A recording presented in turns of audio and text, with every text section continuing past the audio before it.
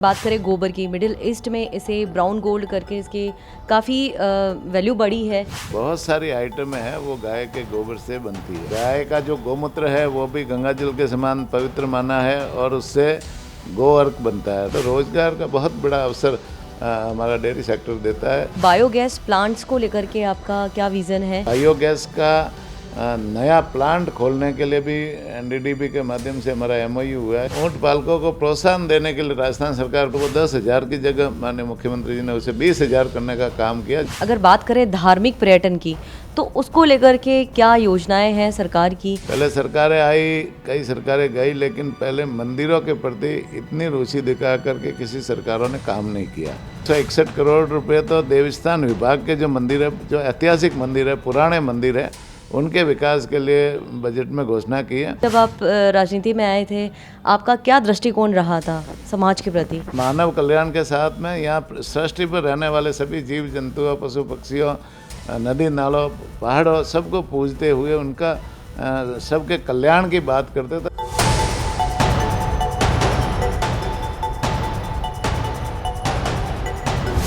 नमस्कार, आप देख रहे हैं न्यूज़ फ्लैश। मैं हूं आपके साथ नीतू शर्मा। खेती, पशुपालन ये हमारी राजनीतिक संस्कृति का और राजस्थान की संस्कृति का अहम हिस्सा है और अर्थव्यवस्था से जुड़ा है। आज इन्हीं से जुड़े कुछ सवाल हम लेकर आए हैं। आज हमारे साथ हैं राज्य सरकार में देवस्थान, गोपालन, डेयरी और पशुपालन विभाग मंत्री जोराराम कुमावत जी। सर, सबसे पहले तो हम आपका स्वागत करते हैं हमारे चैनल में। नमस्कार। आज सर आपसे जानना चाहेंगे कि आप सरकार ने बहुत सारी योजनाएं हैं जो राजस्थान के गाँव, उन ग्रामीणों, पशुपालकों, इन सब के लिए कई सारी योजनाएं चला रखी हैं। आपसे जानना चाहेंगे कि कितना विकास हुआ है, कितना इन योजनाओं का प्रभाव रहा है। राजस्थान वैसे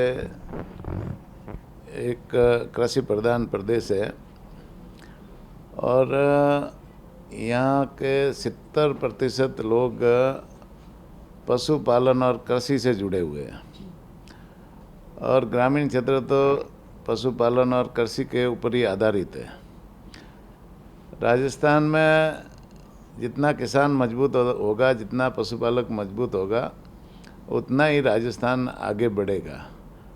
राजस्थान की जीडीपी, राजस्थान के अर्थव्यवस्था में किसानों और पशुपालकों का बहुत ही महत्वपूर्ण योगदान है। इसलिए हमारे देश के लोकप्रिय प्रधानमंत्री माननीय नरेंद्र मोदी जी, हमारे सहकारिता मंत्री सम्माननीय अमित शाह जी और राजस्थान के मुख्यमंत्री माननीय भजन लाल जी हमेशा किसानों की चिंता करते हैं, पशुपालकों की चिंता करते हैं। किसानों की आय कैसे बढ़े, पशुपालकों की आय कैसे बढ़े, उनको सारी जो सुविधाएं है वो कैसे मिले, इस दिशा में डबल इंजन की सरकार काम कर रही है। और निश्चित रूप से राजस्थान में हमारी सरकार आने के बाद में ऐसी कई योजनाएं पशुपालकों के लिए, किसानों के लिए सरकार ने लाई है, जिससे उनके अर्थव्यवस्था भी सुधरे, उनको रोजगार भी मिले और उनको सुविधाएं भी मिले। चिकित्सा सुविधाएं जैसी बहुत सारी जो सुविधाएं है वो भी उनको मिले। तो इस दिशा में हमारी पहले सरकार ने एक तो बहुत बड़ी महत्वाकांक्षी योजना लाई है, मोबाइल वेटरनरी यूनिट, जो पशुपालकों को उनके घर बैठे इलाज करने की व्यवस्था हमारी सरकार ने दी है।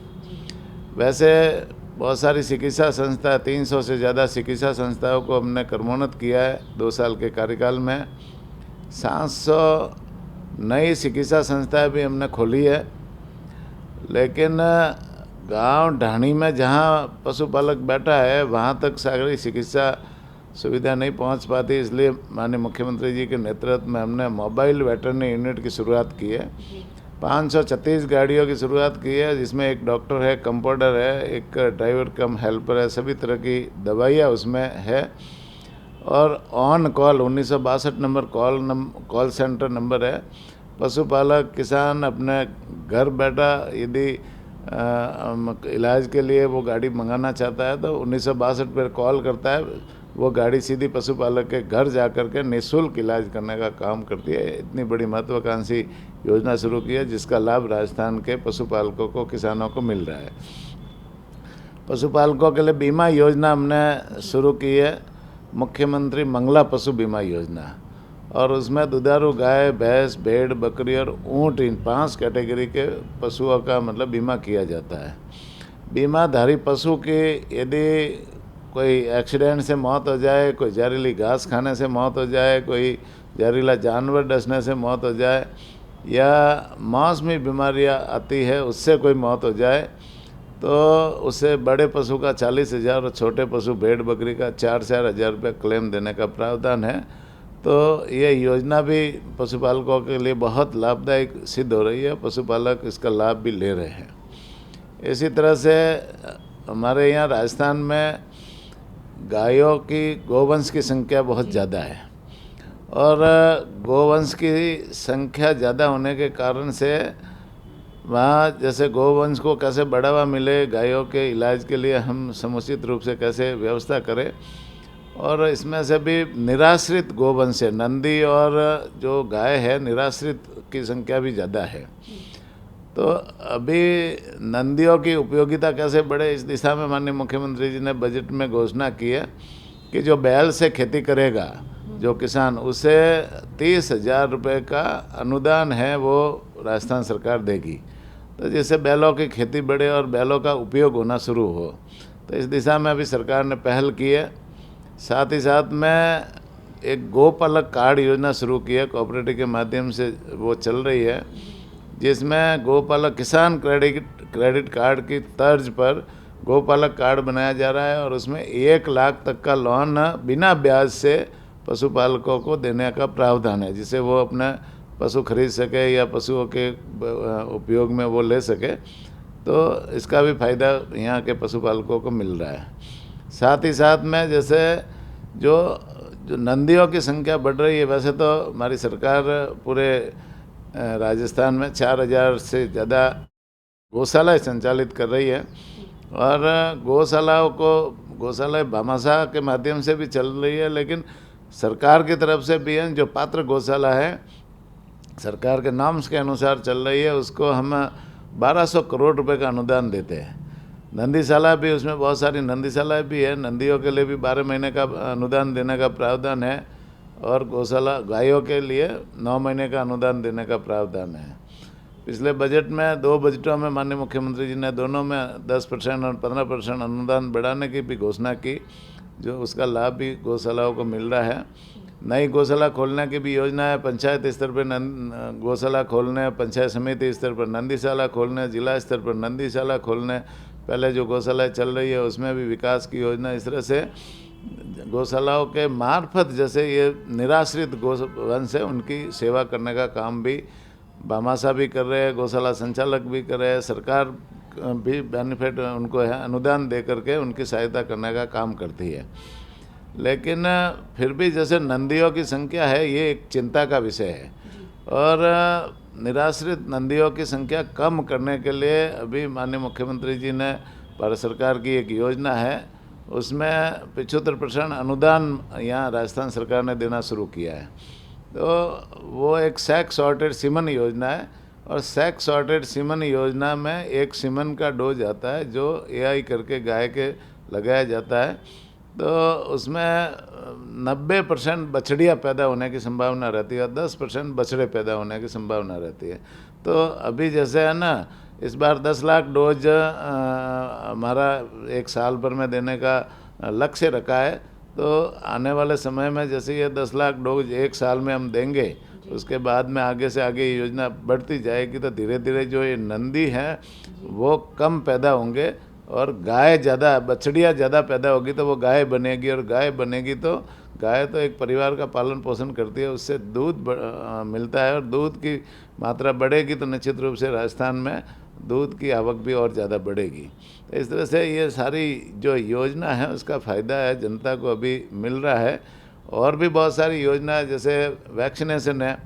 अभी गोवंश में पहले लंपी की बीमारी आई थी, तो उस समय जैसे कई गोवंशों की मौत हुई थी, लेकिन पिछली बार भी हमने लंपी के वैक्सीनेशन कराए थे। इस बार भी हमने 1 करोड़ 11 लाख जो वैक्सीनेशन है वो गौ माता में करवाए हैं।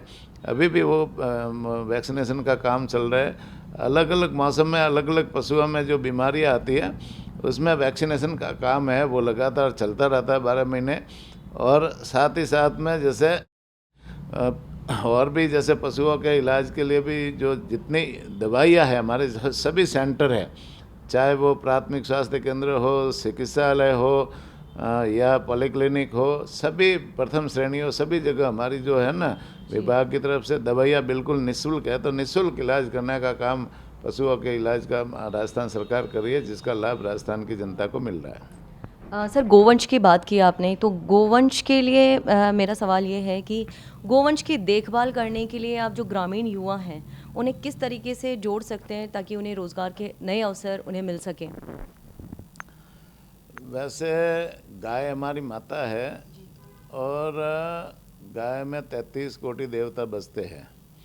गाय से हमें घी मिलता है, दूध मिलता है, दही मिलता है, छाछ मिलती है। गाय से गाय के दूध के जो प्रोडक्ट है, बहुत सारे प्रोडक्ट भी बनते हैं। गाय के गोबर से गोबर गैस बनता है, बायोगैस बनती है। साथ ही गाय के गोबर से कलर पेंट बनता है, गाय के गोबर से गत्ता कागज़ बनता है, गाय के गोबर से लाख की चूड़ियाँ, उसमें भी गाय का गोबर मिला करके चूड़ियाँ भी बनाते हैं। गाय के गोबर से फूल बनते हैं, गाय के गोबर से मतलब ये मूर्तियाँ बनती है, गाय के गोबर से मिट्टी के दीपक बनाए जाते हैं। तो इस तरह से बहुत सारी आइटमें हैं वो गाय के गोबर से बनती है। गाय का जो गोमूत्र है वो भी गंगा जल के समान पवित्र माना है और उससे गो अर्क बनता है। और गो अर्क से डायबिटीज़, बीपी, चर्म रोग जैसी बहुत सारी बीमारियां ठीक होती है। तो गाय की सारी चीज़ें मनुष्य के जीवन में उपयोगी साबित होती है। इसीलिए गाय को हमारे पूर्वजों ने गौ माता का दर्जा दिया है और गाय को विश्व की गौ माता माना है, विश्व की माता माना है। तो निश्चित रूप से गाय का संरक्षण और सेवा करना हम सब का दायित्व है, हर भारतीय का दायित्व है। तो अभी पिछला जो कालखंड है वो मतलब ऐसा निकल रहा है कि गाय के प्रति लोगों की उदासीनता बढ़ रही है। गाय जब दूध देती है तो उसमें उसको घर में ला कर के बांधते हैं, दूध निकालते हैं और फिर बाद में उसे छोड़ देते हैं। और जब दूध नहीं देती है तो उसको गाय को घर में ही नहीं लाते, वो रोड पे बेसहारा घूमती है, नंदी रोड पे बेसहारा घूमते हैं और गंदा और मैला कचरा खाने के लिए मजबूर होते हैं। नंदियों की उपयोगिता पहले जैसे किसान के खेत में कोई बछड़ा पैदा होता था, किसान के घर में कोई बछड़ा पैदा होता था तो किसान खुशियाँ मनाता था। बड़ा होकर के वो बैल बनता था और बैल बनने के बाद में वो खेती के उपयोग में काम आता था, बैलगाड़ी चलाने के लिए, रेट चलाने के लिए और हल चलाने के लिए, जो कृषि कार्य है उसमें उपयोग आता था। लेकिन आजकल मशीनरी युग आ गया और मशीनरी युग में पूरा काम मशीनों से होता है, इसलिए नंदी की उपयोगिता बिल्कुल ख़त्म हो गई। इस कारण से लोगों ने नंदी को अब पालना ही बंद कर दिया, इसलिए वो रोड पे बेसहारा घूमता है और गंदा और मैला और कचरा खाता है। ये भी चिंता का विषय है। तो ये हम सब लोगों को चिंता करने की बात है। वैसे गौशाला वालों को मैं जो जितनी राजस्थान भर की 4000 से ज़्यादा गौशाला उनको धन्यवाद देना चाहूँगा कि वो जो निराश्रित गोवंश है उसमें से कम 14-15 लाख गोवंश का वो पालन पोषण करते हैं और गौशालाओं के माध्यम से करते हैं। भामाशाहों को भी धन्यवाद देना चाहूँगा कि इतनी सारी जो गौशाला है उनमें वो सहयोग दे करके गौशाला को चलाते हैं। राजस्थान सरकार भी 1200 करोड़ रुपए उनमें अनुदान देती है। तो इस तरह से सब मिलकर के जैसे इतने गोवंश का तो हम मतलब रख रखाव करते हैं, उनका पालन पोषण करने में मदद कर रहे हैं। लेकिन फिर भी बहुत सारी गोवंश है जो अभी भी रोड पे बेसहारा घूमती है। तो मैं आम जनता से भी अपील करना चाहूँगा कि भाई ये गाय हमारी माता है और ये हमारे लिए पूजनीय है। और गाय को जब पहले परिवार में रख करके पूजते थे, उनकी सेवा संरक्षण का काम करते थे, तब है ना हर घर में खुशियाँ रहती थी, हर घर में परिवार में सुख शांति समृद्धि संपन्नता रहती थी। लेकिन जिस दिन से गाय की उपेक्षा हम लोगों ने शुरू की है तब से हमारे घरों में वीकटेन चालू हो गया, हमारे घरों में अशांति चालू हो गई और कई तरह की तकलीफ़ें आनी शुरू हो गई। तो हमें गौ माता के प्रति थोड़ी संवेदनशीलता रखें, उनको पाले पोसे, उनकी परवरिश भी करें। निश्चित रूप से गाय को पालने से परिवार में सुख शांति समृद्धि संपन्नता आएगी और उसका है ना लगातार जैसे गौशालाओं के माध्यम से करे या अपने घरों में करे या किसी न किसी माध्यम से गाय की सेवा जरूर करे, जिससे इस गोवंश की दुर्दशा न हो। सरकार पूरी तरह से समर्पित है, हमारी सरकार गोवंश के प्रति पूरी ताकत के साथ में खड़ी है और गोवंश को संरक्षण देने के लिए भी खड़ी है। अभी जैसे गोवंश में नस्ल सुधार के कार्यक्रम भी हमारी सरकार काम कर रही है। अभी हमने वो यहाँ जितनी थारपारकर या गिर गाय या जो देसी नस्ल की गाय हैं उनको बढ़ावा देने के लिए हमारी सरकार नस्ल सुधार के बहुत सारे कार्यक्रम कर रही है। सेक्स सॉर्टेड सीमन योजना भी चला रही है। साथ ही साथ में अभी ब्राज़ील से हमने गिर गाय का, जो हमारी देसी नस्ल की गाय पहले ब्राज़ील गई थी, वहाँ का जैसे सीमन मंगवाया है और वो मंगवा करके हम यहाँ की गाय गोवंश के लगा रहे हैं, जिससे वहाँ की जो गाय है वो 40 से 50 लीटर दूध देती है, यहाँ की गाय 10 से 15 लीटर दूध देती है। तो वो सीमन अभी जैसे यहाँ ही कराएंगे तो वो बछड़ियाँ नई पैदा होगी उनसे, तो वो आने वाले समय में दूध की मात्रा उनके बढ़ेगी, जिससे यहाँ दूध पालकों की आय भी बढ़ेगी और अच्छी नस्ल की गोवंश भी पैदा होगी। तो इस तरह से बहुत सारे कार्यक्रम हमारी सरकार चला रही है। अभी ऊँट पालकों के लिए, ऊँट पालकों को बढ़ावा देने के लिए भी हमारी सरकार ने बहुत सारे काम किए। पिछले समय यहाँ जैसे लगातार ऊँट का दूध बेचने के लिए ऊँट पालकों को कोई जगह नहीं मिल रही थी। हमने बीकानेर डेयरी में ऊँट के दूध के पाउच बना करके शुरू किए, घी बना करके और सीज बना करके बेचना शुरू किया है। और ऊँट पालकों को एक बीकानेर डेयरी माध्यम मिला है कि वहाँ अपना दूध ला करके वो बेच सकते हैं। इसी तरह से ऊँटनी के जो बच्चा पैदा होता है, तो ऊँट पालकों को प्रोत्साहन देने के लिए राजस्थान सरकार पहले 10,000 रुपये उनको बच्चा पैदा होने पे देती थी, लेकिन माननीय मुख्यमंत्री जी ने कहा कि भाई ऊँटों का संरक्षण बहुत ज़रूरी है, इसलिए ऊँट पालकों को और भी सहायता बढ़ानी चाहिए। तो वो 10,000 की जगह माननीय मुख्यमंत्री जी ने उसे 20,000 करने का काम किया, जिससे ऊँट पालकों की रुचि ऊँटों के प्रति बनी रहे। इसी तरह से बहुत सारे हैं ना ऊँट संरक्षण के भी कार्यक्रम सरकार चला रही है। और भी है ना पशुपालकों के लिए बहुत सारी योजना राजस्थान सरकार चला रही है, जिसका लाभ अभी डेयरी के माध्यम से भी मिल रहा है। हमारी जो डेयरी है ना, डेयरी में जो रोज़गार का अवसर देती है, जो किसानों से या पशुपालकों से दूध डेयरी लेती है, तो वो डेयरी समितियों के माध्यम से, दूध संकलन केंद्रों के माध्यम से लेती है। और वहाँ डेयरी समिति और दूध संकलन केंद्र होते हैं, वहाँ पर ज़्यादातर ये दूध उत्पादन का काम, दूध ला करके डेयरियों तक पहुँचाने का काम, ये सारा महिलाएं करती है। तो महिलाओं को रोज़गार के अवसर देने का काम भी हमारी सरकार डेयरी के माध्यम से करती है। साथ ही साथ में दूध हमारी डेयरी में आने के बाद में जैसे हम पार्लर या बूथ के माध्यम से हमारे दूध के प्रोडक्ट बेचते हैं, तो वहाँ भी कई युवाओं को रोज़गार इस डेयरी के सेक्टर के माध्यम से मिलता है। तो रोज़गार का बहुत बड़ा अवसर हमारा डेयरी सेक्टर देता है। तो एक कोऑपरेटिव सेक्टर है, उसको भी हम बढ़ाने के लिए माननीय मुख्यमंत्री जी के नेतृत्व में काम कर रहे हैं, जिससे ज़्यादा से ज़्यादा लोगों को रोज़गार मिले, महिलाओं को सशक्तिकरण हो, युवाओं को उससे जुड़े किसानों को मजबूती मिले। और निश्चित रूप से इस बार है ना जो हमारी डेयरी जो पहले कई डेयरियाँ घाटे में चलती थी, इस बार 2 साल के हमने कार्यकाल में उन डेयरियों को मजबूत करने का काम किया। उनको ज़्यादातर हमारी 80% डेयरियाँ 90 में आई है, जिसका लाभ भी जनता को भी मिल रहा है। साथ ही साथ में जो डेयरी से बनने वाले प्रोडक्ट है वो क्वालिटीपूर्ण बने, इस दिशा में हमने सख्ती से काम किया है। और आज जैसे हमारे घी की डिमांड बहुत है, पहले घी का स्टॉक पड़ा रहता था, आज घी हमें एडवांस बिका रहता है, हम डिलीवरी करने में भी हमें समय लगता है। तो इस तरह से घी की क्वालिटी का भी जैसे लोगों में रुचि बढ़ी है। मिठाइयाँ पिछली दीपावली के समय 125 टन मिठाइयाँ हमारी बिकी थी, जो मतलब 2 दिन पहले सारी ख़त्म हो गई। तो हर चीज़ है ना डेयरी का जो क्वालिटीपूर्ण, चाहे उसमें पनीर हो या चाहे वो आइसक्रीम हो या दूसरे दूध के प्रोडक्ट है, वो जनता में उसकी डिमांड बढ़ी है। और चरस का एक जैसे मार्का भी है ना, वो आज लोगों के दिमाग और दिलो दिमाग पे चढ़ा है, जिसका जनता को लाभ मिल रहा है। सर बात की गोवंश से जुड़े सवालों की हमने। कई गोवंश के ऐसे प्रोडक्ट्स हैं, जैसे बात करें गोबर की, मिडिल ईस्ट में इसे ब्राउन गोल्ड करके इसकी काफ़ी वैल्यू बढ़ी है। तो ऐसे में सर बायोगैस प्लांट्स को लेकर के आपका क्या विज़न है? कितने प्लांट्स अब तक स्थापित किए जा चुके हैं?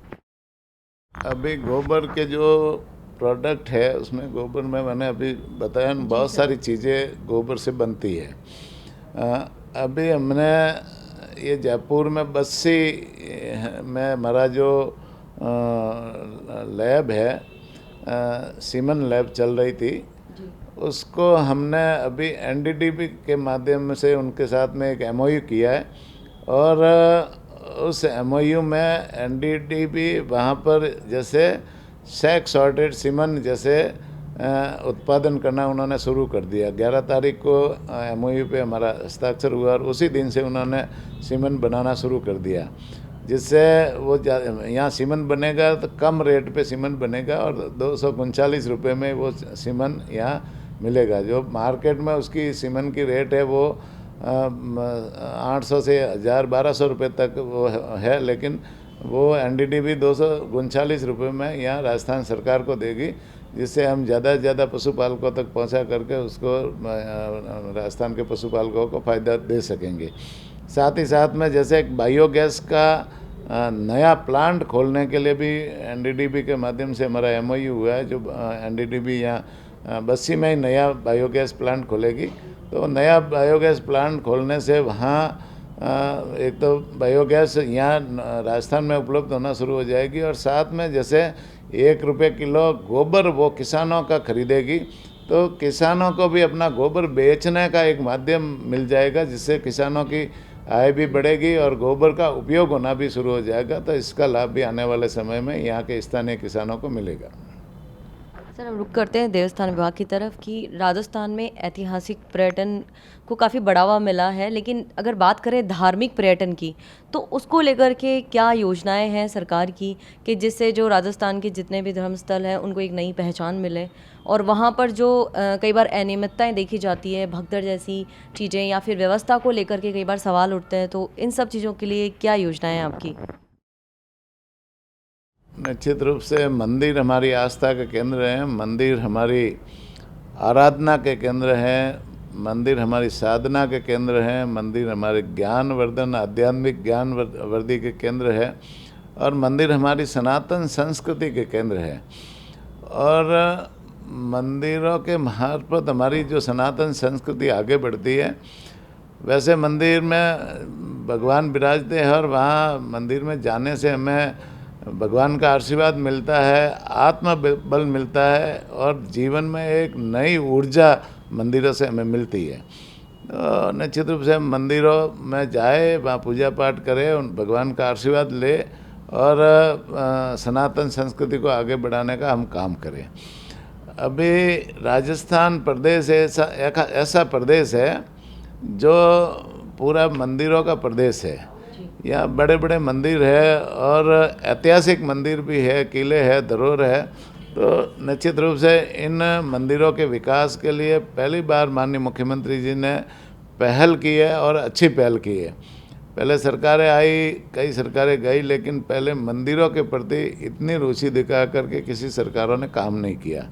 लेकिन अभी जैसे माननीय मुख्यमंत्री जी भजनलाल जी के नेतृत्व में 2 बजट पेश हुए और 2 बजट में मंदिरों के विकास के लिए उन्होंने बहुत सारी घोषणा की है। कम से कम 400 मंदिर ऐसे हैं, देवस्थान विभाग के भी मंदिर है उसमें, और 161 करोड़ रुपए तो देवस्थान विभाग के जो मंदिर है, जो ऐतिहासिक मंदिर है, पुराने मंदिर है, उनके विकास के लिए बजट में घोषणा की है। और दूसरे जो मंदिर है, बड़े बड़े मंदिर है, चाहे खाटू श्याम जी हो, चाहे रामदेवरा का मंदिर हो, चाहे पुष्कर का मंदिर हो, या दूसरे जो वीर तेजा जी का मंदिर हो, या दूसरे जो बड़े बड़े धार्मिक स्थल है या जो लोक देवताओं के स्थल है, उनको विकसित करने के लिए, वहाँ सुविधाएं विकसित करने के लिए, वहाँ परिक्रमा मार्ग विकसित करने के लिए और अन्य सुविधा विकसित, यात्रियों को सुविधा कैसे और ज़्यादा से ज़्यादा मिले, इस दिशा में माननीय मुख्यमंत्री जी ने बहुत सारे मंदिरों की घोषणा की है। और उनके ऊपर भी जैसे अभी कई मंदिरों में स्वीकृति निकल गई, काम शुरू हो गया, कई जगह डीपीआर बन रही है, कई जगह नक्शे बन रहे हैं। तो आने वाले समय में उनका भी जैसे सब काम शुरू होगा तो इन मंदिरों का विकास होगा। वैसे मंदिरों में लोगों की, तीर्थ यात्रियों की जैसे संख्या बढ़ती जा रही है और निश्चित रूप से इन मंदिरों में व्यवस्थाएं करना हमारा दायित्व है और हम कर भी रहे हैं।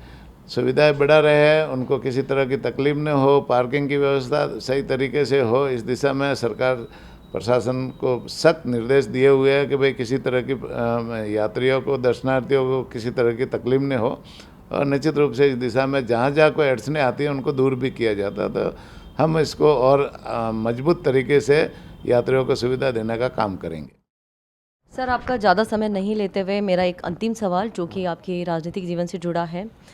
आपने एक एज ए व्यवसायी के तौर पे शुरुआत की, फिर आप सरपंच बने, फिर न्यायपालिका अध्यक्ष और उसके बाद विधायक और कैबिनेट मंत्री। आज आप इस पद पर कार्यरत हैं। जनता ने आपको हर कदम पर अपना समर्थन और प्यार दिया है। तो सर, आप क्या सोचते हैं कि जब आप राजनीति में आए थे, आपका क्या दृष्टिकोण रहा था समाज के प्रति?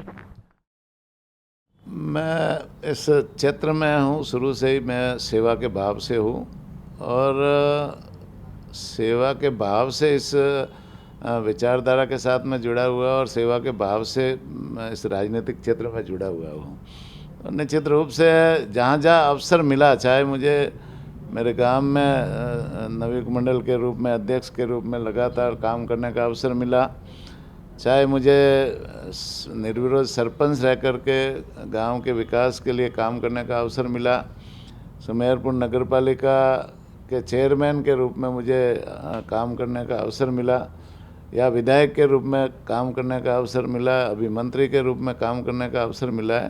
तो जहाँ जहाँ अवसर मिला हमने पूरी मेहनत करके सेवा के भाव से काम करते हुए जनता की सेवा करने का काम किया है और निश्चित रूप से हमारी प्राथमिकता ये रहती है कि देश प्रथम, राष्ट्र प्रथम लेकर के राष्ट्र की सेवा हम कैसे करें, देश के लोगों की सेवा कैसे करें, समाज के अंतिम छोर पे जो व्यक्ति, गरीब से गरीब व्यक्ति बैठा है, उनको हम मददगार, उनके लिए हम मददगार कैसे साबित हो और उनके कल्याण के लिए हम कैसे काम करें, गरीब के कल्याण के लिए हम कैसे काम करें, किसानों का सशक्तिकरण हम कैसे करें, महिलाओं का सशक्तिकरण हम कैसे करें और युवाओं का सहयोगी बनकर के युवाओं को हम मजबूत कैसे करें, इस दिशा में हमेशा प्रयास रहता है।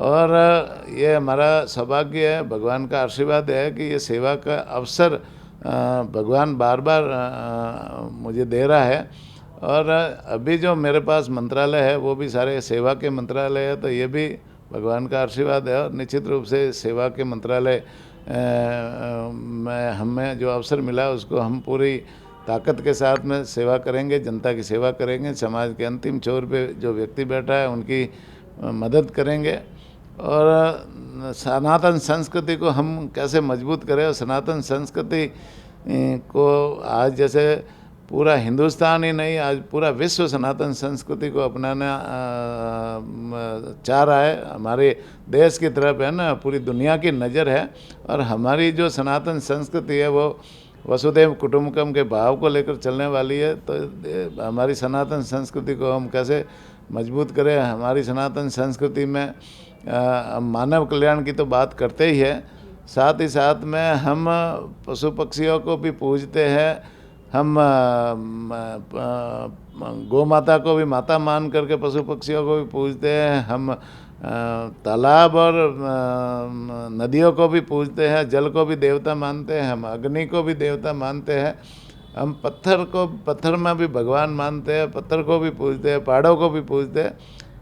हम मानव कल्याण के साथ में यहाँ सृष्टि पर रहने वाले सभी जीव जंतुओं, पशु पक्षियों, नदी नालों, पहाड़ों, सबको पूजते हुए उनका सबके कल्याण की बात करते। तो इस तरह से हमारी जो ये सनातन संस्कृति है उसको हम कैसे आगे बढ़ाएं और विश्व में इसका प्रचार कैसे हो, जैसे विश्व के कल्याण की हम जिस तरह से माननीय प्रधानमंत्री नरेंद्र मोदी जी के नेतृत्व में देश आगे बढ़ रहा है और जिस तरह से आज पूरा विश्व भारत की तरफ देखता है, नरेंद्र मोदी जी की तरफ देखता है, तो हम और भी है ना, विश्व के कल्याण के लिए हम कैसे प्रयास करें, इस दिशा में माननीय मुख्यमंत्री जी के नेतृत्व में हमारी सरकार काम कर रही है। और आपने देखा होगा कि 2 बजट पेश माननीय मुख्यमंत्री जी के नेतृत्व में हुए और दोनों बजट एक ऐतिहासिक बजट पेश हुए। और दोनों बजटों में जिस तरह से समाज के अंतिम छोर पे जो व्यक्ति बैठा है, किसान बैठा है, मजदूर बैठा है, गरीब बैठा है, महिला बैठी है, युवा बैठा है, उनके कल्याण की जो योजना है माननीय मुख्यमंत्री जी के नेतृत्व में शुरू की है। और साथ ही साथ में समाज के अंतिम छोर तो सारी सुविधाएं कैसे पहुँचे, बिजली कैसे पहुँचे, पानी कैसे पहुँचे, वहाँ पर सड़कें कैसे पहुँचे, गांव ढाणी तक सड़कें कैसे पहुँचे, और सारे जो विकास की जो सुविधा है वो अंतिम छोर तक कैसे पहुँचे, इस दिशा में हमारी सरकार काम कर रही है। बजट में भी प्रावधान किए हैं। और इस प्रदेश का जैसे विकास कैसे हो, ये विकसित प्रदेशों में कैसे आए, इस दिशा में भी जैसे माननीय प्रधानमंत्री जी ने कहा है ना, उन्होंने संकल्प लिया है कि 15 अगस्त 1947 को हमारा देश आज़ाद हुआ और 1947 आए तब तक इस देश को विकसित देश बनाना है, आत्मनिर्भर बनाना है, विश्व गुरु बनाना है। तो इस दिशा में प्रधानमंत्री जी के संकल्प को पूरा करने के लिए हमारे राजस्थान के मुख्यमंत्री माननीय भजनलाल जी ने भी संकल्प लिया कि हम राजस्थान को भी विकसित प्रदेश बनाएंगे। और उन्होंने इसके लिए राइजिंग राजस्थान का कार्यक्रम भी रखा और राइजिंग राजस्थान में पहली बार 35 लाख करोड़ के MOU हुए और उनको भी धरातल, अभी 4 लाख करोड़ के MOU धरातल पे उतर गए।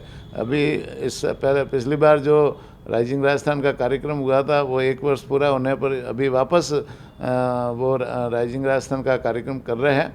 और ये सारे MOU है उनको धरातल पर धीरे धीरे करके हमें जो 3.5 साल बाकी, 3 साल बाकी है उसमें हम करेंगे, जिससे ज़्यादा से ज़्यादा यहाँ उद्योग धंधे लगे, पवन ऊर्जा के क्षेत्र में, सौर ऊर्जा के क्षेत्र में, या बिजली के क्षेत्र में, खनन के क्षेत्र में, पर्यटन के क्षेत्र में, डेयरी सेक्टर में, पशुपालन के क्षेत्र में, शिक्षा के क्षेत्र में, चिकित्सा के क्षेत्र में और अन्य इंडस्ट्रीज जो है ना, उद्योग धंधे यहाँ ज़्यादा से ज़्यादा लगेंगे तो यहाँ राजस्थान में